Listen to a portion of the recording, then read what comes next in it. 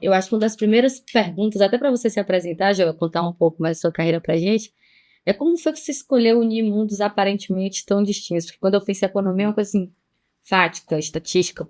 E quando a gente pensa em filosofia, o mundo das ideias, uma coisa mais lúdica, como foi que você, assim, esses dois vão casar na minha formação profissional? Com certeza, Alana. Quando falam economista, né, quando eu me apresento às vezes como economista, a primeira coisa que as pessoas pensam é, tá, então qual vai ser a cotação do dólar semana que vem? Isso não é bem a minha área, né? Mas acho que a economia também tem um lado mais humano também, né? Um lado de entender a sociedade, de entender os movimentos da sociedade, de entender como é que funciona o mercado, essa coisa que a gente está vivendo sempre dentro dele e, enfim, funciona. A gente descobre o funcionamento dele assim como a gente descobre o funcionamento das partículas, né? Enfim, do mundo físico, né? Mas o mercado também pode ser estudado assim, mas dá para estudar com um viés mais de tentar prever os números ou com um viés mais de entender para isso formar um pensamento social mais profundo. É o que eu busco fazer, sabe? Eu fiz faculdade de economia, né? E lá em São Paulo, e ao mesmo tempo eu fazia faculdade de filosofia. Foi ao mesmo tempo. Foi ao mesmo tempo. O João vive ao mesmo tempo. cenário O João tá vivendo a mesma situação que eu. E dava para conciliar, porque a filosofia era 2 dias por semana, à noite, então era um curso que tinha como fazer essa conciliação. Mas ficou muito claro para mim que meus colegas e amigos da economia estavam indo, a maioria, trabalhar no mercado financeiro. E para mim ficou claro, eu não é o meu caminho, não é esse. Né? Outros foram fazer mestrado em economia também, que eu até pensei em fazer isso, mas logo vi que não era o meu caminho. Eu acabei indo fazer o mestrado na filosofia. E fui estudar daí o pensamento de São Tomás de Aquino, filósofo medieval, outro mundo assim. E daí depois de terminar o mestrado, que eu gostei muito de ter feito, acho que eu aprendi muito, mas eu também concluí que não, acho que vida acadêmica também não é aquilo que eu busco, assim, não é, né, ficar aqui discutindo um ponto específico da obra de alguém que morreu há 800 anos, não é o que realmente me move. E ao longo de tudo isso, eu já tinha muito essa ânsia de querer participar da discussão, sabe? Eu já tinha blog na faculdade, escrevia artigos, às vez ou outra, para algum jornal. Mas você já imaginava assim, vou virar um comentarista político? Com essa clareza, não. Mas eu já tinha algumas participações esporádicas em jornal. Tá? Eu tinha também uma militância muito grande nos meios liberais brasileiros, que estavam em formação, essa coisa do liberalismo econômico, né? Eu era um partidário bem radical. Acho que hoje eu sou mais moderado, assim. Mas então também tinha esse caminho, assim, enfim, nessa interface aí entre militância político-ideológica de um lado e participação no debate público na mídia do outro, acho que eu fui descobrindo o meu caminho. Eu tinha uma revista cultural que eu editava com amigos também, aí com o pé mais na filosofia, e fui desbravando, aí fui criando um caminho. Às vezes tive empregos fora da mídia também, mas sempre que eu podia estar na mídia, era o que eu escolhia fazer, e acho que tive alguns divisores de água. Primeiro virei colunista da revista Exame, na versão online dela, isso foi em 2016, colunista fixo, foi minha primeira coluna fixa, não era mais escrever para tentar conseguir, às vezes aqui, às vezes ali, era uma coisa fixa. Já escrevia sobre política internacional? Pô, de política, economia, para mim tudo me interessa, sabe? Eu acho que a gente vive num momento hoje em dia que todo mundo também é chamado para refletir sobre tudo, e vai ter que escolher sobre tudo. E se você não escolher, quem vai escolher vão ser políticos que também não são especialistas em nada. Então, o não especialista, ele é chamado a escolher. Então, você tem que ler, você tem que buscar entender as coisas, aprender com quem sabe mais, mas sem o medo, né? Sem o medo de se posicionar também. A facilidade de acesso à informação também gera uma curiosidade muito grande de todo mundo querer saber de tudo e sentir a necessidade de opinar sobre tudo, né? Assim, a gente estava agora há pouco conversando sobre o tarifaço do Trump, o cenário do Brasil, como que o Brasil fica nesse contexto, e da pessoa mais simples, do bom dia do porteiro à sala de reuniões, você vai ter alguém que vai ter algo para falar sobre aquilo e trazer isso para a TV de uma forma mais simples, também gera essa ideia de colocar na população argumentos que eles possam também raciocinar. É isso mesmo. Aquilo, né? É isso. São níveis de discussão, sabe? Uma coisa é o nível acadêmico. Eu não sou da área de relações internacionais. Certamente, se um especialista, PhD em relações internacionais, for discutir com outro numa revista da área, vai ser um nível técnico de discussão. Eu aprendo com eles, mas eu trago essa discussão para um nível mais do debate público. e que é um nível que importa, sabe? Isso que muita gente não percebeu. E nesse nível, que é mais acessível, ele importa, porque as decisões são tomadas nesse nível. As decisões da sociedade nunca são tomadas lá em cima, no técnico específico. Esse técnico, ele municia as pessoas que vão tomar a decisão nesse nível mais do debate mais amplo, né? Então eu comecei na Exame, depois eu tenho até hoje a minha coluna na Folha de São Paulo, foi um grande passo para mim também. E daí teve o passo também de eu ir para fala, né, para o vídeo e para fala, que foi na Jovem Pan, aquela rádio e hoje em dia canal de TV também. Então entrei na Jovem Pan, depois fui também da CNN, fui da TV Cultura uma época, passei por várias e hoje estou na Globo News e estou muito feliz de estar ali. Acho que é um lugar assim, um espaço muito privilegiado, né? Mas é o que você disse, Alana. Por um lado, a informação está aí, as pessoas têm acesso, e por outro, as pessoas não só têm acesso à informação, elas têm acesso ao megafone para falar o que elas pensam. As redes sociais deram isso. Então todo mundo hoje em dia tem um lugar para se posicionar. Pode ser na sua rede social, pode ser num grupo de WhatsApp, mas há 20 anos atrás, se falava com quem? Com o seu vizinho, com o seu colega de mesa, com o seu colega de trabalho. Era muito limitado. Hoje em dia, expandiu. E se expandiu, as pessoas vão querer usar. Você falou, por exemplo, sobre as decisões serem tomadas na discussão do dia a dia da população em geral. Você acha que o tarifaço do Trump, as medidas que ele tomou, tem a ver com o dia a dia do cidadão dos Estados Unidos, exigir dele, de alguma forma, uma política nesse sentido em relação ao cenário internacional? Ele identificou uma dor do cidadão, de grande parte, não de todos, porque não existe um só tipo de cidadão, o povo é muitos, mas ele identificou uma dor de um tipo de americano, que é real e que não estava sendo respondida. Então, às vezes, talvez não tenha vindo da consulta popular a ideia da tarifa, por exemplo, mas a dor que ele está respondendo com essa tarifa de dizer, olha, não tenho perspectiva de emprego, estou vivendo numa região que já foi mais próspera e hoje está precarizada, estou com problemas aqui de crime e que eu às vezes associo isso à presença de imigrantes ou não. Tudo isso ele pega e vai, e a resposta está aqui, ó. Daí ele traz a resposta. Precisa de pessoas que tragam uma resposta também. Eu acho que a resposta dele é completamente equivocada. Eu acho que é uma péssima resposta. Mas ele trouxe isso, tá? E por isso que eu também acho que a gente se ilude às vezes de achar que é tudo culpa desses grandes líderes, sabe? É o Trump. Se não fosse o Trump, estávamos em algo totalmente diferente. Mas peraí, o Trump não chegou lá num passe de mágica. Ele foi eleito. Se ele foi eleito falando tudo o que ele fala, é porque as coisas que ele fala, por mais que a gente possa não gostar, não são só ele que está falando. É milhões e milhões e milhões de pessoas estão gostando de alguma coisa que tem nele. Então, não é um problema de um indivíduo. É uma coisa maior. O senhor, como, de certa forma, formador de opinião, o senhor gosta dessa titulação de formador de opinião? Que, por exemplo, na ciência política, a opinião pública e a comunicação, como a professora Alana falou, com o advento das redes sociais, essa grande expansão tomou proporções assim, inimagináveis. Tem uma professora dessa matéria, inclusive, que ela é comentarista aqui local. Uhum. E ela fala que ela achava que ninguém escutava ela depois do advento das mídias, mas um dia ela foi ao supermercado e uma comum foi falar com ela e falou, olha, Beatriz, eu acho que eu concordo com isso, mas isso aqui eu discordo, a senhora está errada, totalmente equivocado. Como é que o senhor lida com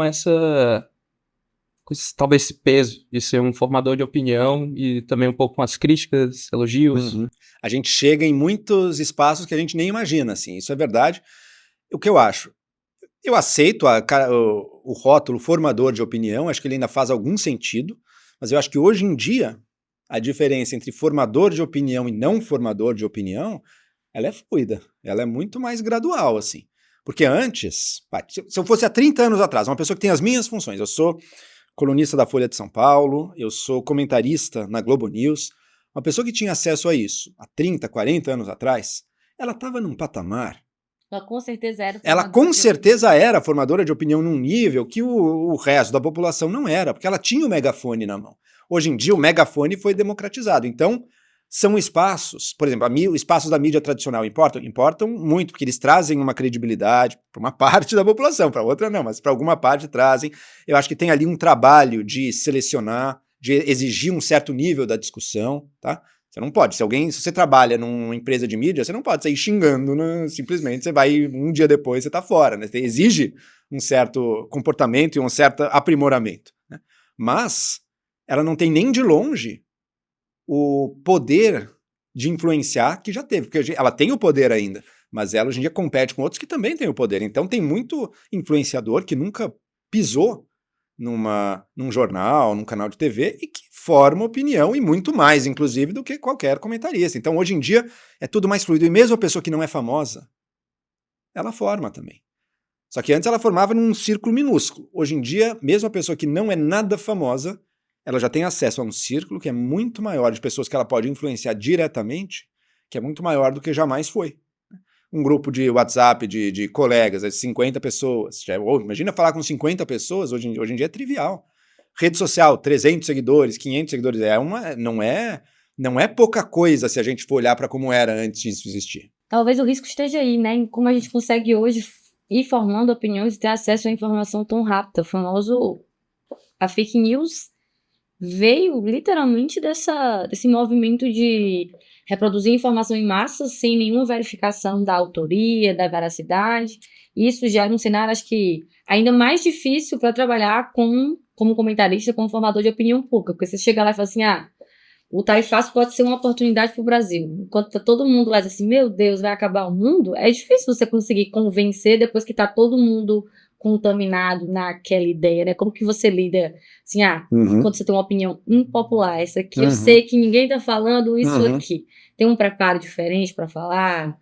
Eu acho que o desafio do dia a dia, inclusive, é esse, sabe? É saber o que não está sendo falado, né? Porque é muito... Você pode repetir o discurso que você já ouviu por aí e vão, ok, vida que segue, não vai marcar muito ninguém, mas você pode fazer parte desse fluxo. Ou você pode pensar, peraí, mas o que ninguém está olhando? Para mim, acho que todo comentarista, ele está sempre buscando isso. Peraí, o que ninguém viu ainda? Qual uma relação que ninguém fez? Qual um caminho que ninguém ainda apontou?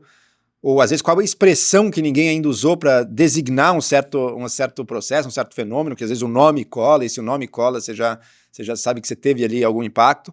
Então acho que essa é uma procura constante. Agora, não tem dúvida de uma coisa, quando a imprensa dominava a difusão da informação, né, quando a imprensa escolhia que informações eram ou não veiculadas, você tem ali um trabalho profissional. Você tem ali um trabalho de checar fontes, de fazer apuração. Então, digamos assim, o nível mínimo de uma informação, você podia esperar que fosse ter um nível mínimo. Se chegou no jornal, se chegou na TV, e se chegou até você, portanto, que só chegava para você se fosse no jornal ou na TV, você esperava um nível mínimo daquela informação. Agora a informação chega para a gente sem passar por isso. Então o nível mínimo não existe mais. Pode chegar de tudo, absolutamente tudo. Mas ao mesmo tempo que não tem um nível mínimo, que seria, digamos, talvez algo ruim, porque então... depende mais de mim saber filtrar, não vai ter sido filtrado fora de mim, vai depender de mim. Mas ao mesmo tempo você também muito mais variedade, muito mais pontos de vista, que também você tinha muito menos antes. Antes você ia ter um tipo de visão muito restrita, né? E agora você expandiu muito isso tudo. Então são perdas e ganhos. Pois é, e justamente até o formato que as redes sociais são feitas. O algoritmo é feito para lhe prender. E se ele quer lhe prender, ele vai recomendar só o que você quer, só o que você já gosta, só o que você já pensa. E isso propicia muito mais os extremos. Você só está na sua bolha, e o contexto político do Brasil também é de uma bipolaridade que, pela ciência política, pelo menos, só tende a crescer. E é uma questão bem complicada. E essa foi uma das perguntas de hoje, né? Acho que valeria a pena de talvez comentar sobre isso.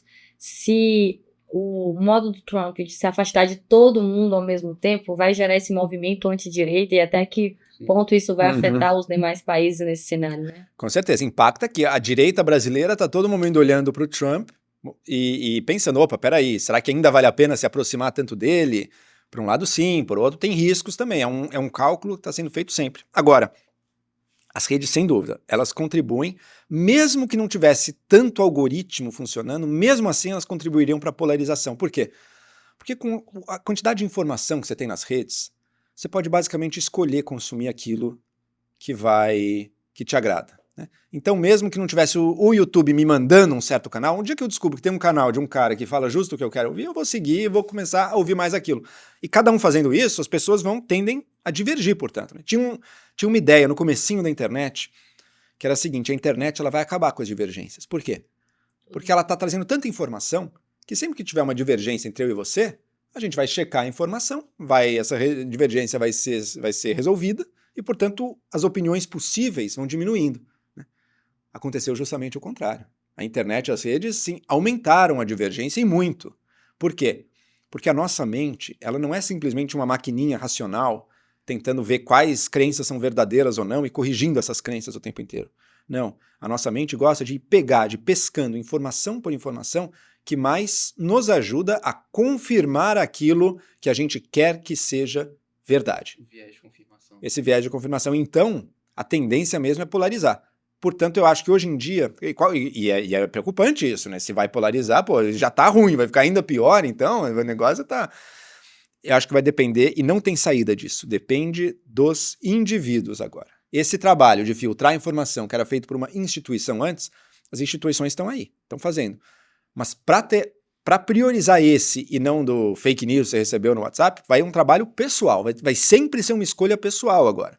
Não vai mais estar dado pelo poder de nenhuma instituição, tá? Então, depende muito mais de nós, e acredito eu, esse é meu lado mais otimista, primeiro, a gente está dando a voz para as pessoas. Realmente, todo mundo chuta para todo lado, aposta na loucura, polariza, mas eu acredito também que em algum momento as pessoas vão percebendo, opa, eu acreditei tanto numa saída mágica, num cara que eu achava que era o enviado de Deus, e que no Messias, e que se revelou que não era isso tudo. Quem sabe eu aprendo então que esse fanatismo todo não vale a pena e que daí a gente eleva o nível do debate, né? O nível do debate. E eu acho que estar em ambientes acadêmicos, buscar outras fontes de informações que não só lá dentro do ambiente virtual, acabam proporcionando você conviver com visões que não são necessariamente as suas.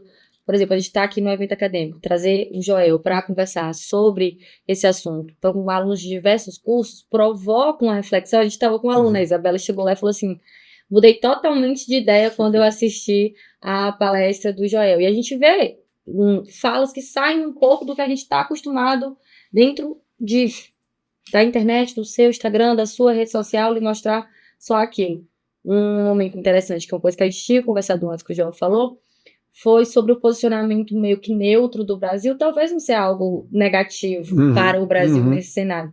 E a gente estava discutindo, será que é ruim a gente se manter assim, ou será que não é positivo? Então, quando a gente vê uma pessoa falando isso, que não necessariamente fui eu que pesquisei, porque a pesquisa ela já vem também ali enviesada com as palavras que eu estou colocando para pesquisar, gera uma reflexão mais livre, assim, uma provocação diferente dessa provocação de quando você busca o assunto, né? Sabe o que eu mais gosto de ouvir quando alguém vem falar comigo?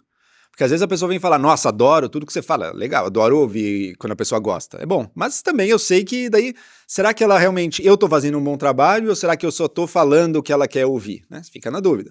Ou a pessoa detesta. Em geral, quem detesta não vem falar, vem só xingar online. Mas quando você xinga online, você é um idiota, um lixo, não sei o quê, daí também, bom, é chato, mas você também desconsidera. Você sabe que a pessoa é muito movida, provavelmente ela me jogou no outro lado político e isso que tá direcionando ela.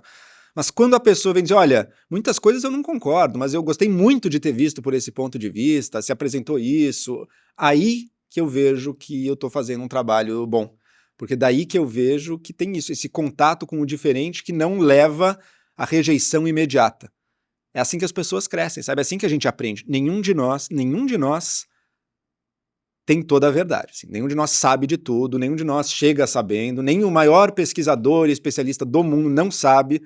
A gente, para aprender, é um processo constante de troca, de debate, eu defendendo uma posição, você defendendo outra, mas se isso for feito com um respeito e com uma disposição, uma capacidade de ouvir, daí tem um crescimento. Daí tem. E dificilmente alguém vai mudar de posição numa discussão, mas ao fim dela, ambos vão estar sabendo mais, até para defender melhor o seu lado, do que no começo. E vão provavelmente ter entendido também que a realidade é muito mais complexa do que parecia no primeiro momento. Resgatando até um pouco da fala da professora, que eu, claramente, antes de vir aqui, eu vi alguns vídeos do senhor. E eu vendo, assim, um pouco da palestra também, me remeteu direto minhas aulas de Relações Internacionais, Teoria das Relações Internacionais, na ciência política. E na Segunda Guerra Mundial, a diplomacia brasileira estava justamente nessa essa dúvida, né? Dicotomia nessa dúvida, que ficou até conhecido como essa diplomacia de equidistância pragmática.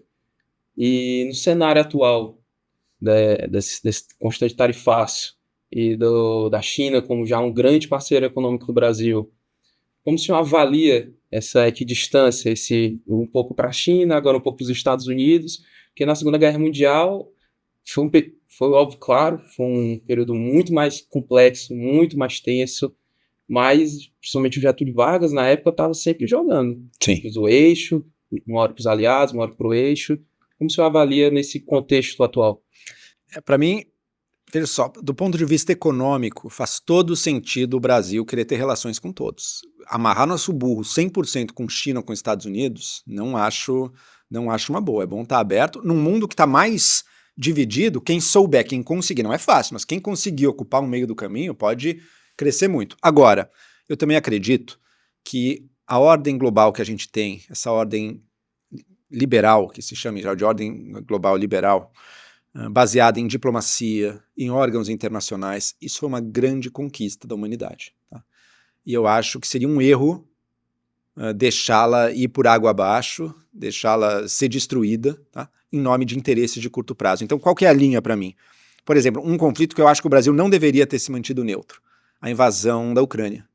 Por quê? Porque ali, quando você tem um país invadindo outro, ali deveria ser uma linha assim, opa, peraí, esse país invadiu outra nação soberana que era reconhecida por todos e está anexando território. Isso não dá, porque se a gente começa a tolerar isso, então o mundo não vai mais ser o mundo da diplomacia, da ONU, vai ser um mundo de quem tem as maiores armas dominando os outros. E um mundo em que as armas falam muito mais alto do que a diplomacia, não é um mundo que interessa para o Brasil também, não. O Brasil, se a gente depender da força das armas, a gente não vai se dar bem. Então eu acho que tem que ter algumas linhas, tá? Mas dentro dessas linhas, adotar uma postura bem pragmática e de não alinhamento automático com os Estados Unidos, não. Por quê? Econômico? Não.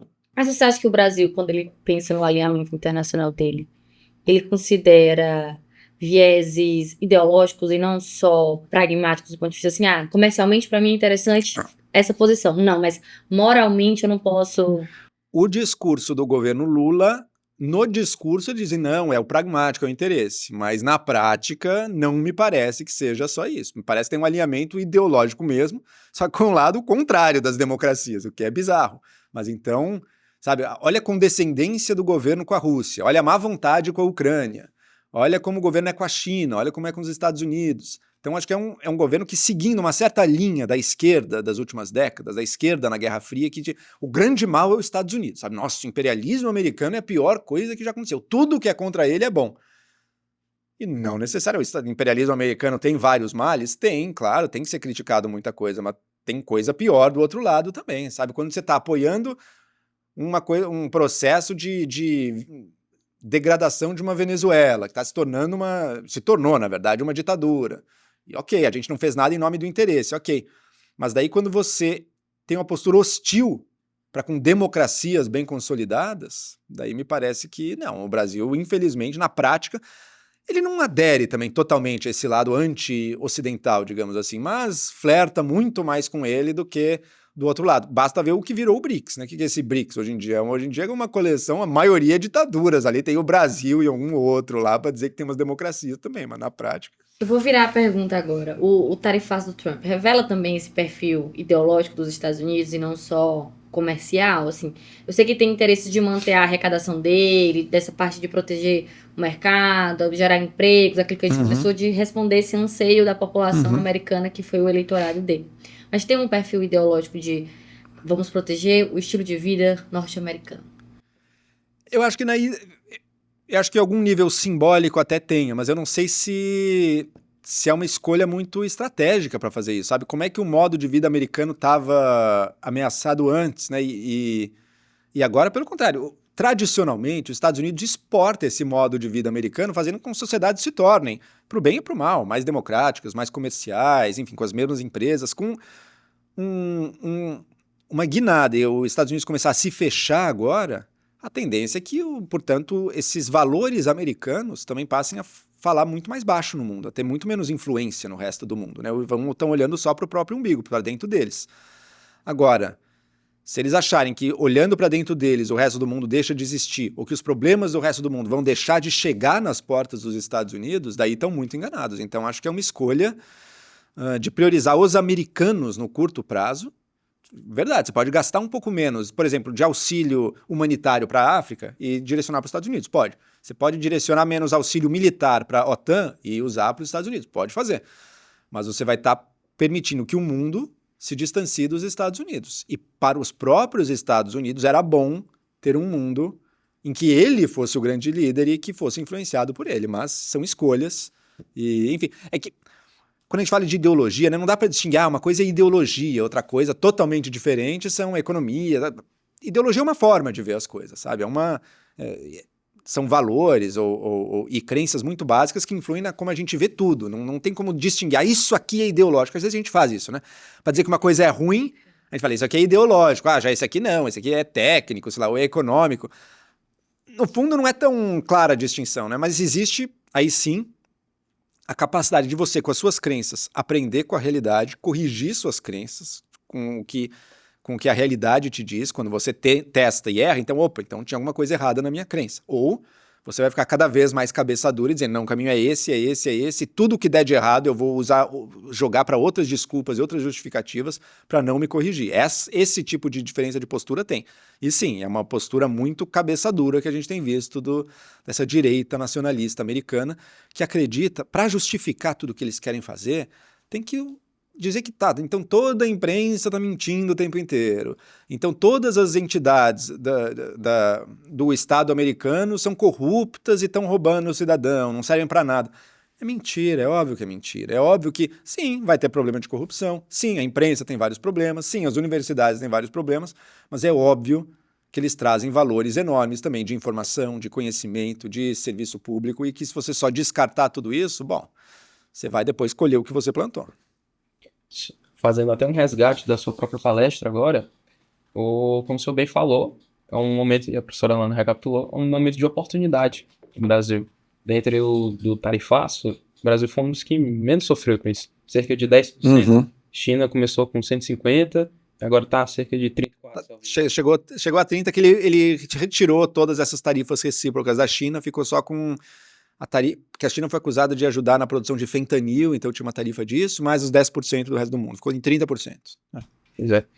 Diante desse protecionismo, o Brasil, ele consegue ter uma oportunidade de atrair investimentos, como o senhor muito bem falou na palestra, só que ele também tem que fazer algumas mudanças. O senhor muito bem falou da segurança jurídica, trazendo agora um pouco do direito, e também para outros cursos da instituição, não dá para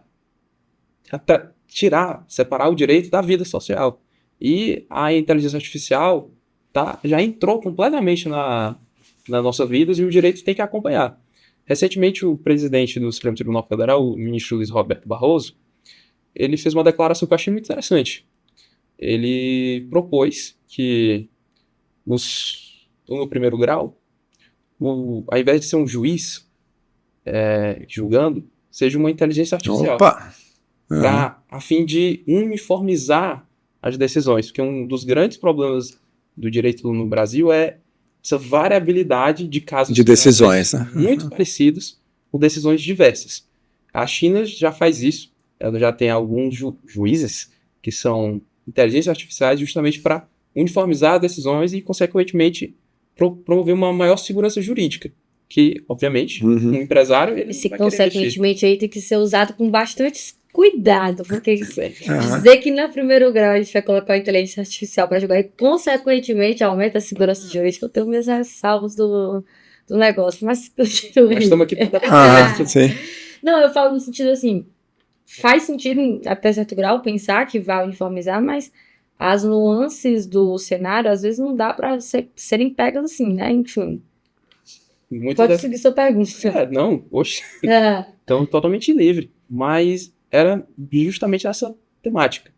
Dessa tentativa de uniformizar decisões, aumentar a segurança. E de trazer a tecnologia, né? De trazer a tecnologia e... muito se essa é uma oportunidade... Isso, se abre essa grande oportunidade. Eu tenho, para mim, uma crença básica, também estou disposto a corrigir, mas é daquelas que eu me seguro. Eu acho que sempre aposte na tecnologia, assim, sempre aposte na ciência, na tecnologia, mesmo que ela traga riscos, ficar para trás é a pior coisa. Então, acho que pode ser esse caminho, pode, talvez, não sei. Realmente eu não sou da área do direito para dizer quais seriam os prós e contras aí. Mas a inteligência artificial está vindo, o que já existe é muito poderoso, é uma coisa que eu fico impactado toda vez que eu uso até que bastante, até para testar ideias, testar argumentos, fazer revisão de texto, assim, é um negócio que, nossa, faz em segundos um negócio que antes demoraria dias, horas, teria que contratar alguém, isso aí na hora faz, é um negócio muito poderoso, né? Eu não tenho dúvida, vai trazer consequências para o emprego isso aí, ainda não sentiu muito, mas vai trazer, porque é tanta coisa que antes demandava mão de obra assim, humana e mão de obra qualificada, hein? Essa é a questão, porque às vezes a gente pensa a tecnologia substitui o trabalho braçal, né? Esse aqui não, a inteligência artificial substitui o trabalho não braçal, substitui o trabalho rotineiro intelectual.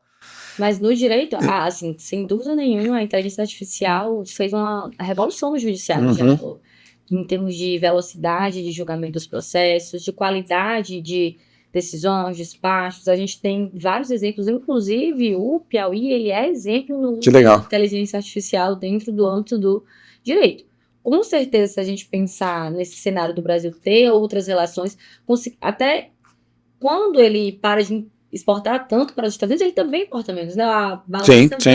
Então ele vai ter que botar coisa para rodar aqui dentro também em outros setores. Quem sabe aí a gente vem nessa linha, Joel inclusive falou, né, que a tecnologia é um dos espaços que talvez a gente ainda não tenha começado a pensar. A gente não tá numa boa posição. Dificilmente a gente vai ser dos pioneiros nessa grande pesquisa e investimento de inteligência artificial. Isso aí é Estados Unidos, China e os produtores de chips. É muito difícil a gente entrar nisso, mas a gente pode ter um meio muito mais aberto a investimentos usando as tecnologias, inclusive, do que a gente tem hoje em dia. E acho que eu prefiro muito mais, porque a nossa sociedade tenha os ganhos da tecnologia e com esses ganhos use para remediar os problemas e os custos. Por exemplo, gente que perde emprego, vai ter, mas com certeza nenhuma vai ter. E já está tendo, mesmo sem relações internacionais, mesmo sem levar em conta outros países, mesmo só de estar usando o que já existe de inteligência artificial comercial aqui dentro, já vai estar tirando empregos. Não travem isso, sabe? Não crie uma lei para proibir isso, porque eu tenho que preservar o emprego. Não. Vamos deixar que aconteça e vamos aí sim ajudar os prejudicados. Porque a gente vai estar numa posição melhor. Se você enriquece, você tem também mais recurso para ajudar quem precisa. É muito melhor isso do que parar no tempo. Enquanto o resto do mundo inteiro evolui, a gente fica na coisa antiga e achando que está protegendo, mas não está protegendo. Todo mundo está com muito menos no fim das contas. Então tem que investir nisso sim e tem que se tornar aqui um lugar que faça sentido investir.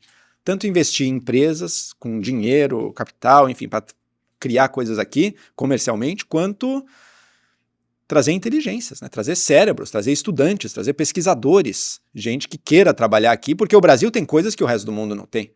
Então, se inteligência artificial a gente está para trás, bom, mas e quanta pesquisa em biodiversidade não pode acontecer no nosso país e que a gente tem potencial para isso? Mesmo no mundo da tecnologia, olha a necessidade de água que a própria inteligência artificial traz. Bom, temos alguma coisa aí. Quem sabe aqui pode ser um lugar também para trazer esse investimento estrangeiro, para com o conhecimento estrangeiro produzir coisas aqui. Talvez, pode ser. Estou citando aqui hipóteses, tá? Mas para conseguir isso, tem que ter feito a lição de casa, senão nada feito. Eu acho que essa visão de oportunidades é realmente o mote do cenário todo, né? Eu acho que foi o que ficou da palestra, é o que fica do podcast. Então, eu queria agradecer bastante a participação do Joel, do João Vitor, muito obrigada. Com certeza, deixou desse momento acadêmico durante o DNT muita reflexão para todos os estudantes. Legal. Alana, João, muito obrigado pelo convite. Para mim é um prazer. A todos também. Eu sou Joel Pinheiro. Podem me ver na Globo News, me ler na Folha de São Paulo ou me seguir no Instagram, Joel Pinheiro 85. Muito obrigado.